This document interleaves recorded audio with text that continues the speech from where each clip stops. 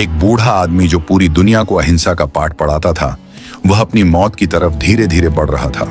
उसे नहीं पता था कि भीड़ में छिपा एक साया उसकी जान लेने के लिए तैयार खड़ा है। 3 गोलियां चलीं और पूरा देश अनाथ हो गया। आखिर क्या हुआ था उस शाम और क्यों पुलिस की आंखों के सामने इतना बड़ा मर्डर प्लान एग्जीक्यूट हो गया? क्या वाकई इंटेलिजेंस फेलियर था या फिर यह किस्मत का लिखा हुआ कोई खेल था? इस कहानी के हर मोड़ पर एक ऐसा सच है जो आपके रोंगटे खड़े कर देगा।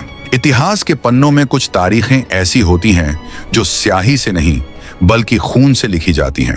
यह कहानी शुरू होती है उस दौर से जब भारत और पाकिस्तान का बंटवारा हुआ था और चारों तरफ नफरत की आग फैली हुई थी। दिल्ली में शरणार्थियों की भीड़ थी और हर किसी की जुबान पर बस एक ही सवाल था कि आखिर हमारा क्या होगा। माहौल में इतना तनाव था कि माचिस की एक तीली भी पूरे शहर को जलाने के लिए काफी थी। नाथूराम गोडसे और उसके साथियों के दिमाग में एक ही बात चल रही थी कि गांधी जी पाकिस्तान के प्रति बहुत ज्यादा नरम हैं और भारत के हितों की अनदेखी कर रहे हैं। यह गुस्सा तब और बढ़ गया जब गांधी जी ने पाकिस्तान को 55 करोड़ रुपए देने के लिए भूख हड़ताल यानी फास्ट अनटू डेथ शुरू कर दी। गोडसे और उसके गुट को लगा कि यह तो जले पर नमक छिड़कने जैसा है। उन्हें लगा कि अब पानी सिर से ऊपर जा चुका है और कुछ बड़ा करना ही होगा। आपको यह जानकर हैरानी होगी कि 30 जनवरी से ठीक 10 दिन पहले यानी 20 जनवरी 1948 को भी गांधी जी को मारने की कोशिश की गई थी। उस दिन बिड़ला भवन में मदन लाल पाहवा ने एक बम धमाका किया था। वह धमाका गांधी जी की प्रार्थना सभा से कुछ ही दूरी पर हुआ था। मकसद सिर्फ डराना नहीं था बल्कि उस अफरा तफरी में गांधी जी को खत्म करना था। लेकिन किस्मत को शायद कुछ और ही मंजूर था। वह बॉम्ब ब्लास्ट तो हुआ लेकिन निशाना चूक गया। उस दिन प्रार्थना सभा में भगदड़ मच गई थी मगर गांधी जी अपनी जगह से हिले तक नहीं। वह शांत बैठे रहे जैसे उन्हें मौत का कोई डर ही ना हो। मदन लाल पाहवा को मौके पर ही पकड़ लिया गया था। अब यहाँ सबसे बड़ा सस्पेंस ये है कि मदन लाल के पकड़े जाने के बाद भी पुलिस बाकी साजिशकर्ताओं तक क्यों नहीं पहुंच पाई। मदन लाल ने पुलिस को इशारा भी किया था कि वह अकेला नहीं है और उसके साथ ही वापस आएंगे। यह एक बहुत बड़ा इंटेलिजेंस फेलियर था या फिर पुलिस की लापरवाही जिसने गोडसे को दूसरा मौका दे दिया। अगर उस दिन पुलिस ने थोड़ी और सख्ती दिखाई होती तो शायद इतिहास कुछ और होता। मदन लाल की गिरफ्तारी के बाद गोडसे और नारायण आप्टे वहां से भागने में कामयाब हो गए। वे दिल्ली से निकलकर कानपुर और फिर बंबई चले गए। उनके दिमाग में फेलियर का डर नहीं बल्कि बदले की आग और ज्यादा भड़क गई थी। वे जानते थे कि अब उनके पास गलती की कोई गुंजाइश नहीं है। पुलिस उन्हें ढूंढ रही थी लेकिन वे पुलिस की नाक के नीचे से निकल गए। यह लुका छिपी का खेल शुरू हो चुका था। गोडसे को यह महसूस हो रहा था कि यह काम भगवान ने उसे सौंपा है। वह एक अजीब से जुनून में था जिसे पागलपन भी कहा जा सकता है। इधर दिल्ली में सुरक्षा तो बढ़ाई गई लेकिन वह नाकाफी थी। बिड़ला भवन में आने जाने वालों की तलाशी लेने की बात उठी थी लेकिन गांधी जी ने साफ मना कर दिया। उन्होंने कहा कि मेरी प्रार्थना सभा में जो भी आना चाहे आ सकता है, मैं किसी को रोकूंगा नहीं। गांधी जी का यही भरोसा उनकी जान का दुश्मन बन गया। उधर गोडसे और आप्टे फिर से एक नई स्ट्रेटेजी बनाने में जुट गए। उन्हें पता था कि बम से काम नहीं चलेगा, इसलिए अब उन्हें एक ऐसा हथियार चाहिए था जो सटीक हो और धोखा न दे। कहानी का यह मोड़ बहुत महत्वपूर्ण है क्योंकि यहां से तय हुआ कि गांधी जी की हत्या बम से नहीं बल्कि पिस्तौल से होगी। वे एक ऐसी पिस्टल की तलाश में थे जो साइज में छोटी हो लेकिन जिसका वार खाली न जाए। 20 जनवरी की नाकामी के बाद नाथूराम गोडसे और नारायण आप्टे के पास वक्त बहुत कम था। वे जानते थे कि पुलिस उनके पीछे पड़ी है और अगर वे ज्यादा दिन रुके तो पकड़े जाएंगे। इसलिए उन्होंने तुरंत प्लान बदला और एक बेहतरीन हथियार की तलाश शुरू कर दी। वे बंबई से ग्वालियर पहुंचे क्योंकि उन्हें खबर मिली थी कि वहां उन्हें एक अच्छी ऑटोमेटिक पिस्टल मिल सकती है। ग्वालियर में उनकी मुलाकात दत्तात्रेय परचुरे से हुई। यह वह दौर था जब हथियार मिलना इतना आसान नहीं था, लेकिन कहते हैं ना कि जब इरादे खतरनाक हों तो रास्ते भी मिल ही जाते हैं। वहां उन्हें एक बेरेटा पिस्तौल मिली। यह एक इटालियन मेक की सेमी ऑटोमेटिक पिस्टल थी जिसका मॉडल 1934 था। यह पिस्तौल साइज में इतनी छोटी थी कि इसे आसानी से हथेली में छिपाया जा सकता था या जेब में रखा जा सकता था और किसी को कानों कान खबर भी नहीं होती। इस पिस्तौल की मैगजीन में 7 गोलियां आ सकती थीं। गोडसे ने उस पिस्तौल को हाथ में लिया तो उसे लगा कि जैसे उसे उसकी मंजिल मिल गई हो। उसने जंगल में जाकर निशाना लगाने की प्रैक्टिस की ताकि आखिरी वक्त पर कोई चूक न हो। आप सोचिए, एक तरफ पूरा देश आजादी का जश्न मना रहा था और संविधान बनाने की तैयारी कर रहा था, वहीं दूसरी तरफ देश के ही कुछ लोग अपने राष्ट्रपिता की हत्या की तैयारी कर रहे थे। यह सिचुएशन कितनी अजीब और डरावनी थी। ग्वालियर से हथियार लेने के बाद वे 29 जनवरी को वापस दिल्ली के लिए रवाना हुए। ट्रेन के सफर में घोड़से एकदम शांत था, जबकि आप्टे थोड़ा बेचैन नजर आ रहा था। घोड़से ने अपने मन को पूरी तरह पक्का कर लिया था। उसे लग रहा था कि वह जो करने जा रहा है वह धर्म युद्ध है। यह एक इंसान का ब्रेन वॉश होने की इंतहा थी। वे दिल्ली रेलवे स्टेशन पहुंचे और वहां उन्होंने रिटायरिंग रूम नंबर 6 बुक किया। स्टेशन की भीड़ भाड़ में किसी ने उन पर ध्यान नहीं दिया। वे आम मुसाफिरों की तरह ही लग रहे थे। किसी के माथे पर नहीं लिखा होता कि वह हत्यारा है। 29 जनवरी की रात उनके लिए बहुत भारी थी। शायद उन्हें नींद भी नहीं आई होगी। वे जानते थे कि अगली सुबह या तो वे अपना काम कर देंगे या फिर फांसी के फंदे पर झूल जाएंगे। उधर बिड़ला भवन में गांधी जी अपनी रोज की दिनचर्या में व्यस्त थे। उन्हें कई बार चेताया गया था कि उनकी जान को खतरा है। सीआईडी के पास इनपुट्स थे कि मदन लाल के साथ ही वापस आ सकते हैं। डीआईजी ने तो यहां तक कहा था कि प्रार्थना सभा में आने वाले हर व्यक्ति की तलाशी ली जाए। लेकिन गांधी जी ने अपनी जिद नहीं छोड़ी। उनका कहना था कि अगर मुझे मरना है तो मैं प्रार्थना करते हुए मरना पसंद करूंगा, न कि डर कर। ये एक तरह का सस्पेंस बिल्डअप हो रहा था, जहां एक तरफ मौत अपने हथियार पहने कर रही थी और दूसरी तरफ शिकार अपनी धुन में मग्न था। दिल्ली की उस सर्द रात में साजिश की गर्मी महसूस की जा सकती थी। घोड़से ने उस रात मूंगफली खाई, जो शायद उसका पसंदीदा खाना था। उसने अपनी वसीयत जैसी कुछ चिट्ठियां भी लिखी। उसे पता था कि अब वापसी का कोई रास्ता नहीं है। यह डू और डाई वाली स्थिति थी। 30 जनवरी की सुबह सूरज तो रोज की तरह ही निकला था, लेकिन उसकी रोशनी में एक अजीब सी उदासी थी। घोड़से और आप्टे ने सुबह उठकर स्नान किया और खुद को तैयार किया। उन्होंने ऐसे कपड़े पहने जो भीड़ में घुल मिल जाएं। घोड़से ने खाकी रंग की पोशाक पहनी थी, जो उस समय काफी कॉमन थी। उसने पिस्तौल को अपनी जेब में रखा और चेक किया कि वह आसानी से बाहर निकल सकती है या नहीं। पिस्तौल लोड थी और सेफ्टी कैच हटा दिया गया था। हर एक पल भारी होता जा रहा था।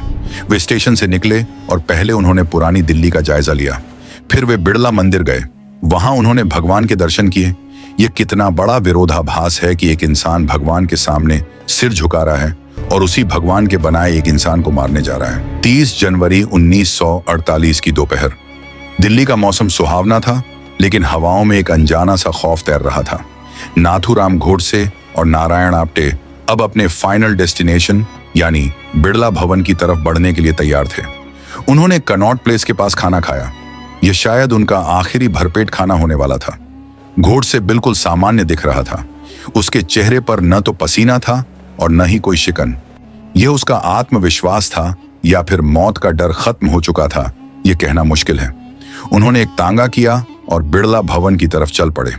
जैसे जैसे तांगा बिड़ला भवन के करीब पहुंच रहा था, वैसे वैसे धड़कनें तेज होनी चाहिए थीं, लेकिन घोड़से पत्थर की मूरत बना हुआ था।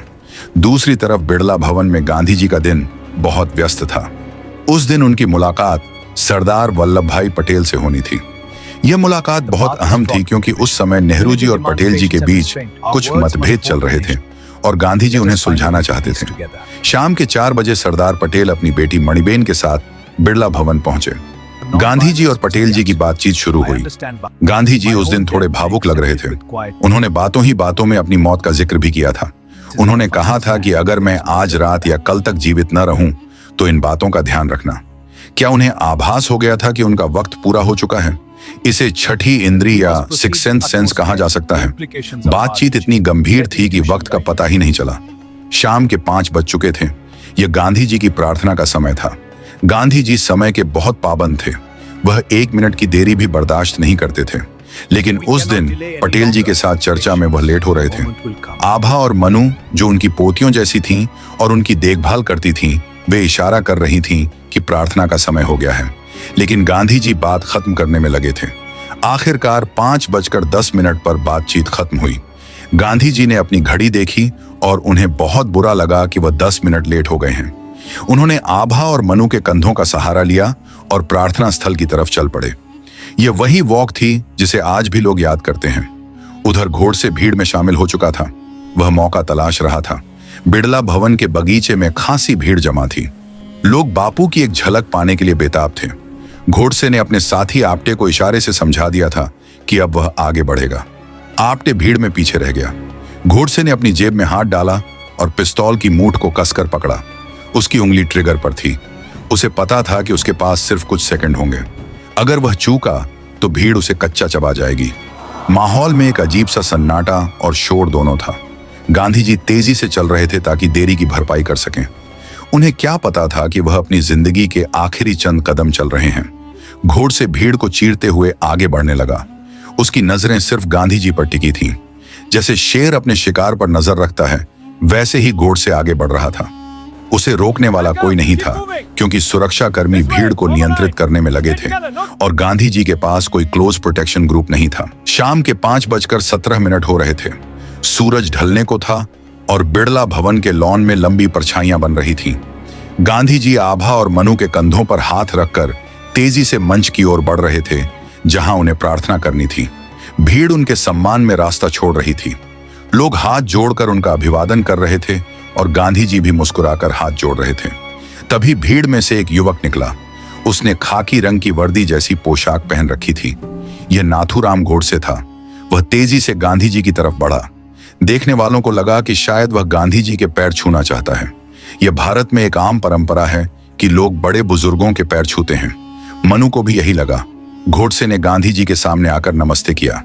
मनु ने देखा कि यह आदमी रास्ता रोक रहा है और बापू को पहले ही देर हो चुकी है।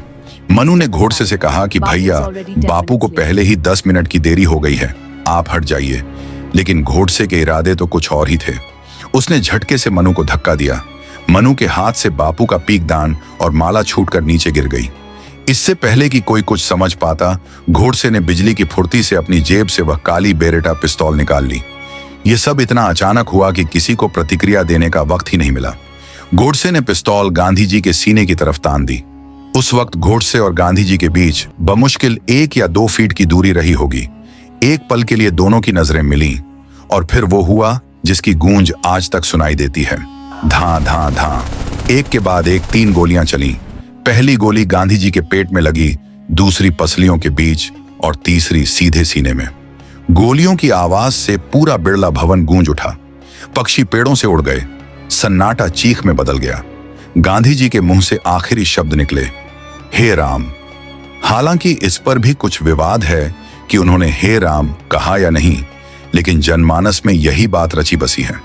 गोलियां लगते ही गांधी जी के हाथ जुड़े रह गए और वह धीरे धीरे जमीन पर गिर पड़े। उनका सफेद कपड़ा खून से लाल होने लगा। यह दृश्य इतना भयावह था कि वहां मौजूद लोगों को अपनी आंखों पर विश्वास नहीं हुआ। जिस इंसान ने पूरी जिंदगी अहिंसा की बात की, उसका अंत इतनी भयानक हिंसा से हुआ। घोड़से ने गोलियां चलाने के बाद भागने की कोशिश नहीं की। उसने पिस्तौल हवा में लहराई और अपनी जगह पर खड़ा रहा। वह चाहता तो भाग सकता था या भीड़ का फायदा उठा सकता था, लेकिन उसने सरेंडर करना चुना। या शायद वह जानता था कि अब भागने का कोई मतलब नहीं है। जैसे ही लोगों को होश आया कि क्या हुआ है, भीड़ घोड़से पर टूट पड़ी। लोग उसे मारने पीटने लगे। अगर पुलिस वहां तुरंत नहीं पहुंचती तो शायद भीड़ घोड़से को वहीं खत्म कर देती। पुलिस ने बड़ी मुश्किल से घोड़से को भीड़ से बचाया और गिरफ्तार किया। उधर गांधी जी को तुरंत उठाकर अंदर कमरे में ले जाया गया, लेकिन तब तक बहुत देर हो चुकी थी। उनकी धड़कनें थम चुकी थीं। भारत का वह सितारा जो आजादी की रोशनी लाया था, अब बुझ चुका था। यह खबर जंगल की आग की तरह पूरी दिल्ली और फिर पूरे देश में फैल गई। ऑल इंडिया रेडियो पर प्रसारण रोक दिया गया। प्रधानमंत्री जवाहरलाल नेहरू और सरदार पटेल दौड़ते हुए बिड़ला भवन पहुंचे। नेहरू जी तो बच्चों की तरह रो रहे थे। उन्हें विश्वास ही नहीं हो रहा था कि उनके बापू उन्हें छोड़कर चले गए हैं।